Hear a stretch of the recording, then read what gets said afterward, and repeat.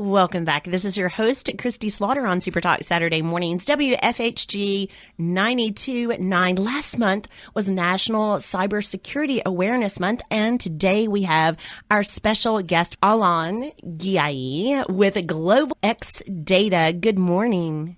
Hi, Kristi. Great being with you guys. Well, thank you. Well, thank you for joining us this morning, all the way from Switzerland, I hear. Yes, I'm right now in Geneva. Our company, GlobeX Data, started in Switzerland, and we set up it's basically a sister company in Canada and the U.S. So I usually spend quite a few months in Switzerland because we do a lot of international work. But I love coming back to the U.S. as well. It's one of my favorite places to go to. So happy to do business there as well. Where is your location here in the United States? Well, I lived in New York for a few years, and we just moved an office we had in Seattle. We moved it in New York. Our company just went public in the U.S. in a small cap market, actually under ticker Swiss because it's a Swiss company. So it's at SWISF. And New York is a financial center of the U.S. and I would argue the financial center of the world. And as you know, wherever you have finances, you also have a lot of malicious hacking. So there's a lot of work for us to do in the U.S. Well, thank you so much for spreading awareness about this. And we want to go ahead and jump right in so that we can help educate our listeners how we can be more protected and more savvy when we're doing online transactions and things like that. It seems like more and more people are using their cell phone as a mini laptop or a mini desktop. And so now we're doing banking and all sorts of things from our phone, including shopping and banking and things like that. Is this a good idea? Is this a bad idea, making all of these decisions with our finances on our cell phone, or is it any different than using a traditional computer or laptop? It's generally not the best idea, and you're right, Kristi. Phones today, they now make foldable ones. It's like a mini computer. In fact, I would argue that some phones are more powerful than a 5-year-old computer. The problem with the phone is that by using apps instead of going to a webmail. So if you go to your banking on your laptop, you're going to go to a URL and type the website. And I hope for the bank, at least that link is encrypted. Has to be a high encryption, 256 encryption. So for anybody who wants to verify that, they go on that little lock symbol on the computer URL where the website address is, and then you can see a certificate if it's a real secure site or not. On phones, most people use apps, and the problem with applications is that they are developed by third-party individuals. You know, unfortunately, a lot of the tech industry moved overseas, places like South Asia and so forth, and those guys, I mean, we don't know. They can, I'm not saying they do, but basically there's a strong chance that somebody can take your data and resell it for a few $1,000.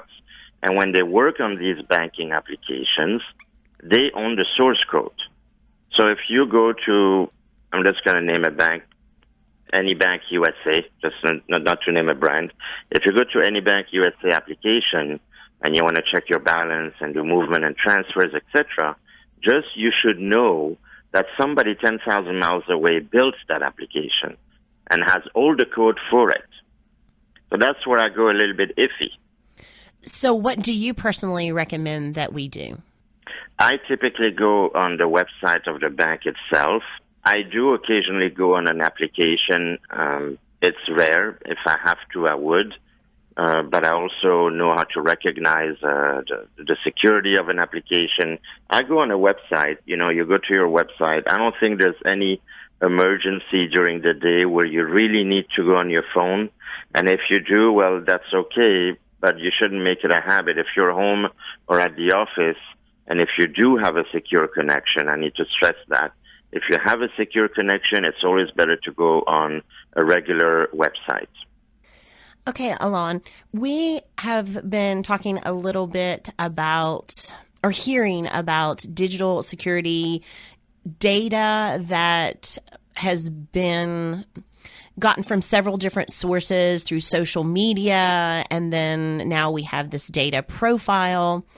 Can you explain a little bit about that and how that kind of shapes who we are as an individual and who we are as a population, a group, a community? And are there ways that we can protect ourselves? Maybe information that we don't really wish that everyone had about us because they're not making a personal connection. They're just going off of our social media, what we like on Facebook or Instagram. Can you talk to us a little bit about that topic?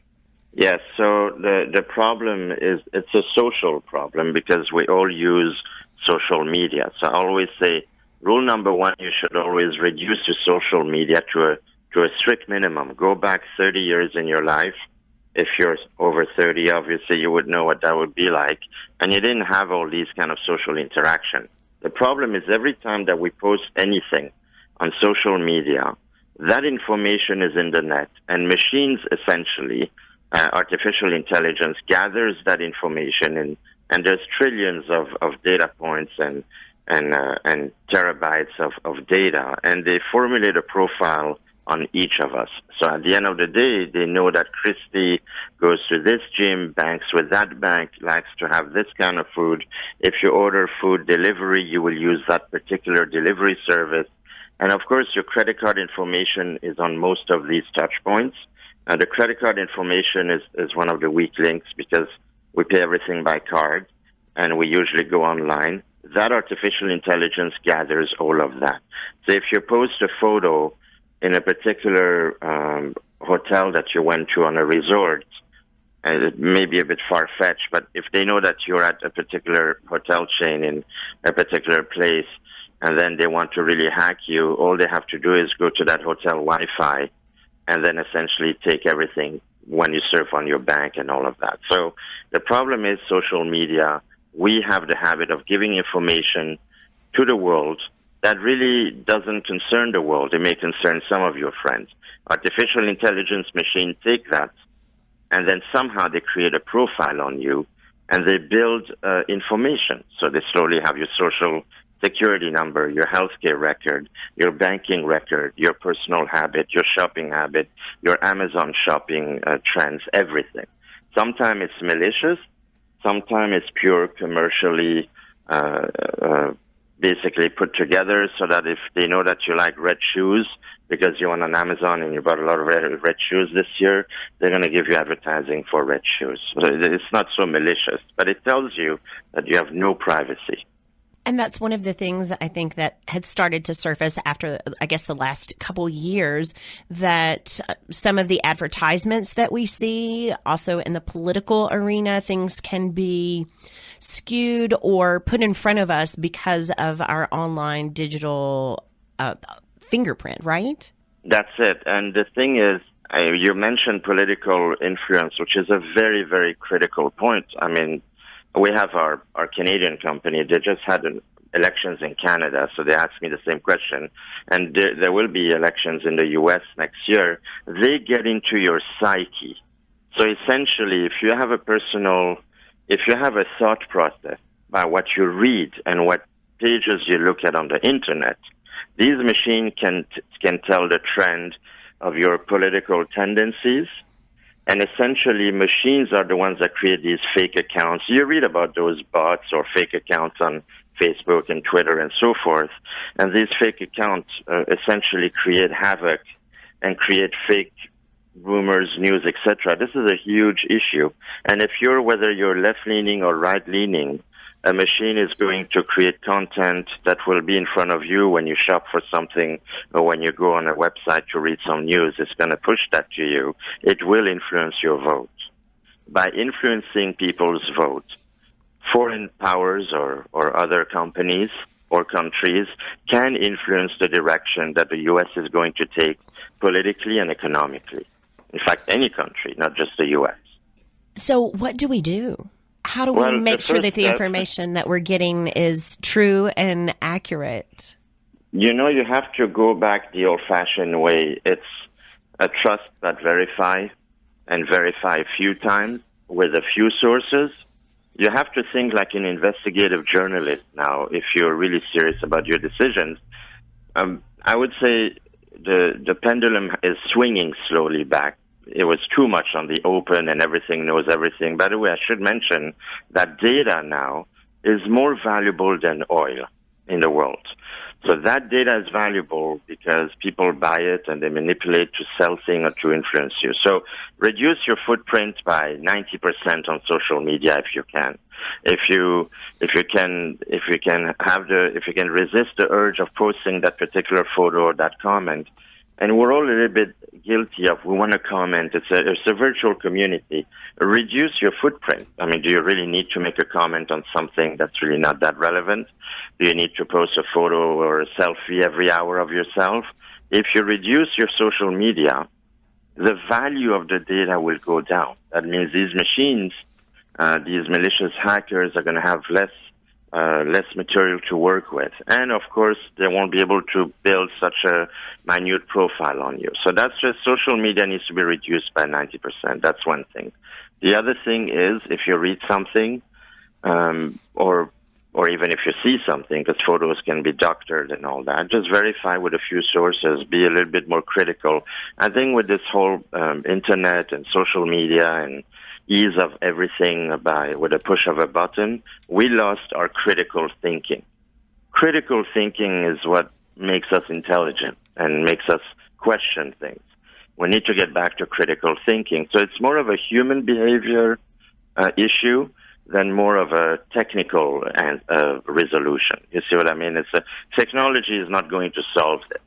You're listening to my special guest, Alain Ghiai, with GlobeX Data, talking about cybersecurity. How do you feel about saving passwords to your financial websites on your personal computers?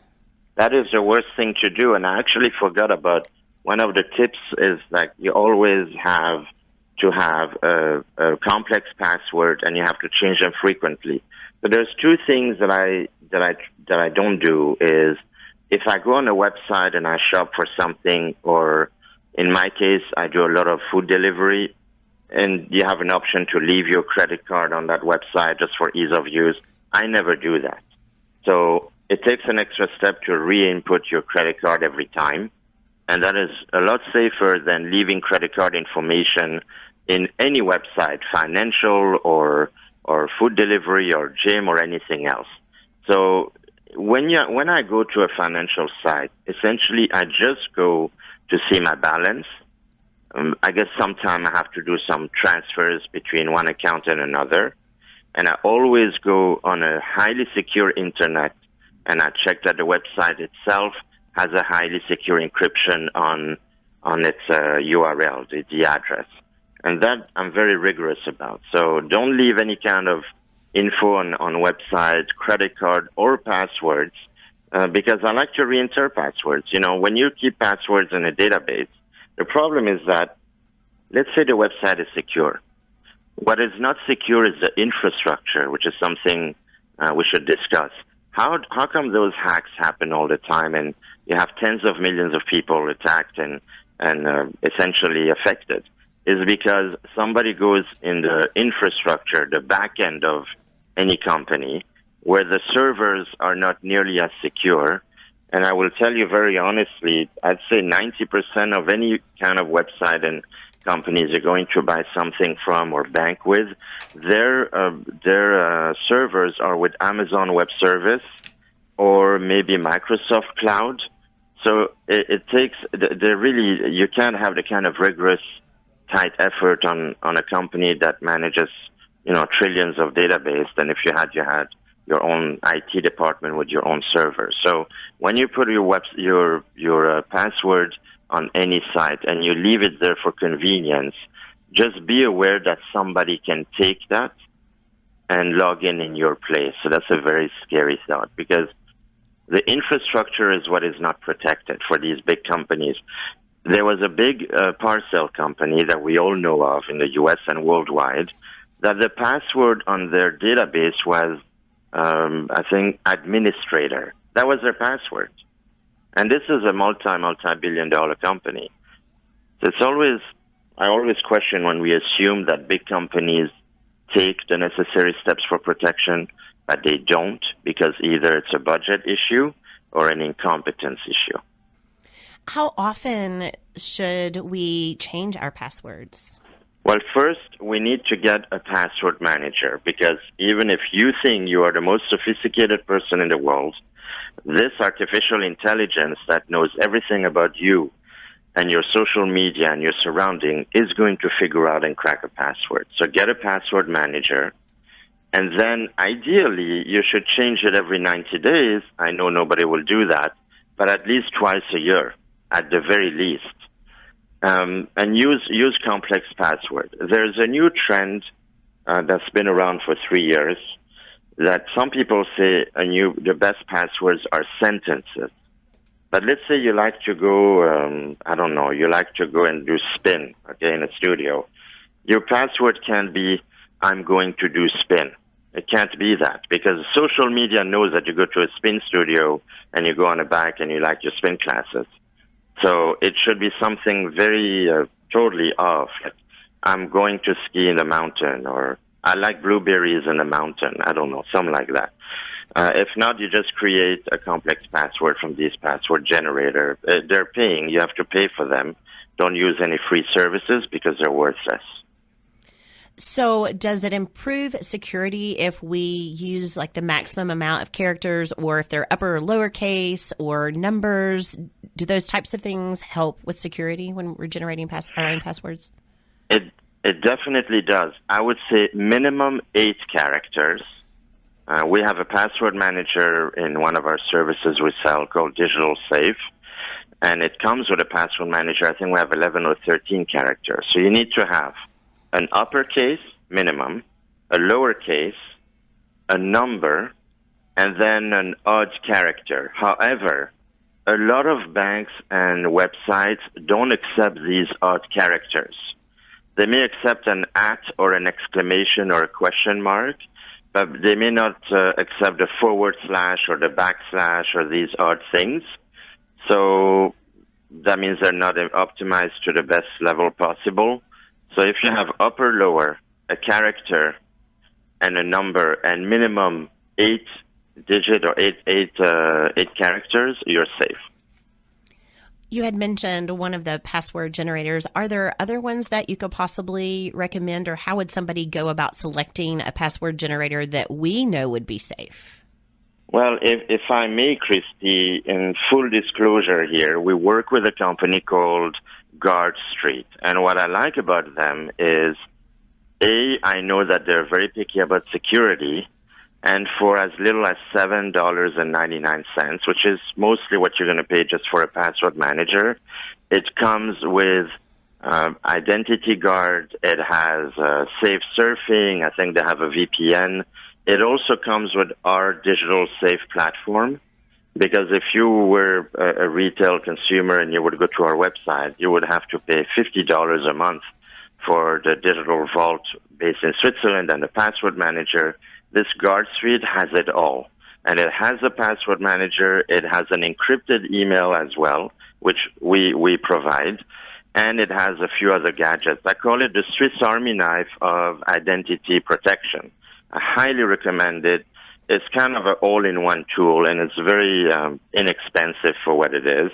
And anybody, if I may, can go to www.guardstreet.com, and they can go and check it out. They have different plans from $7.99 to $29. The first one is plenty enough, and it gives you a virtual vault. I should mention that everything that we do, from our email to securing documents and passwords, our entire database resides only in Switzerland, because we have the strictest data privacy laws in the world. Thank you so much for being with us and sharing all of this information. I think that you've done an excellent job at outlining some ways that we can take responsibility personally for our own security and protection online. If there are people who are saying, you know what, I'm not a big player, I'm not online very much, what would you say to those people about the importance of still taking care of their online cybersecurity? Well, I have four things to say. First of all, if you have a device, you have value. That means if you have a phone or a computer and you have data, whether it's your friend's address and phone number, all the way to photos or important document, That is valuable for a hacker. Never underestimate the value of the data you have. So always take protection. Number two, never use free Wi-Fi. Never. And I would even recommend that if you're in a hotel, if you can help it, you should do hotspot with your phone as opposed to using the Wi-Fi of the hotel. Use a password manager. That's a must. Paid services, obviously. And if you use free email services, assume that everybody is reading that email. And this is why we get targeted with those ads, etc. So I hear that a lot, Kristi. And you have value. We all have value. If we didn't have value, those hackers wouldn't hack those millions of people. We obviously have a value to someone. And you don't want your privacy to be violated. It's like coming home and seeing that you've been robbed. Now, maybe somebody just took a $50 T-shirt from you, but it's still being robbed, you see. That's the violation part that is hard to digest. In a digital world, it's a lot worse because now you know that they hacked all your contacts, all your photos, all your personal things. That is value. Before I let you go, if you don't mind, give us your web address. And I just have this quick question, then we need to take a break. And I appreciate all the information you've given to us today, talking about phones. And I know there's a lot of debate about different types of operating systems and things like that. In your world, do you have a preference about what cell phone you like based on privacy protection? I do. If you use an Android, use a Samsung phone. I'll tell you why. We have worked with Samsung and Samsung Knox, which is a security they have in each phone. They make everything in South Korea. Nothing is made in China, so there is inherently more control on what they do, from the microchip to the glass. Samsung is a huge conglomerate, so they can make an entire phone and every pieces of it. And also the Android application, the operating system on Samsung and I think Sony's are among the top among all the others, because not every Android phone is the same. A lot of manufacturers don't pay the extra fee to have the latest Android version, which will resist a lot of these malicious hardware. And Samsung is very good at updating all the time. Highly recommend a Samsung phone. If you're an iPhone diehard, well, you don't have a choice. It's iPhone. But iPhones are great phones as well. I prefer Samsung and Android. There's more versatility, and anyway, you're not locked into a system. But if you have to use an iPhone, you use an iPhone. If you want to use an Android, Samsung is the way to go. Lastly, if I may, our company's website is www.globexdatagroup.com, globexdata.com. If anybody goes to the news and media aspect of it, I have a lot of interviews that I give, tips on security. I think in the next couple of months, we're going to have a whole cybersecurity section on it. And if you want to know more, you can also, just read anywhere in the site what we do. So I'd be happy, even if you contact us and you have a question and you refer the radio station, we'll be happy to answer any question you have. Thank you so much, Alain, for being with us today, all the way from Switzerland. Hope you have a wonderful weekend. Thank you. You too. And I guess it's Memorial Weekend, correct? We are celebrating Veterans Day on the 11th. Yes. Yes. Well, this is what our two continents tie us, unfortunately, and, you guys came to the rescue of Europe, which was really good. And everybody in Europe appreciates the help they received in World War II. I just want to say that. Well, thank you so much. Maybe we can make a trip to Switzerland and see you sometime. Absolutely. You're always welcome in Switzerland. Thank you so much. Bye, Kristi. Bye-bye. Thank you.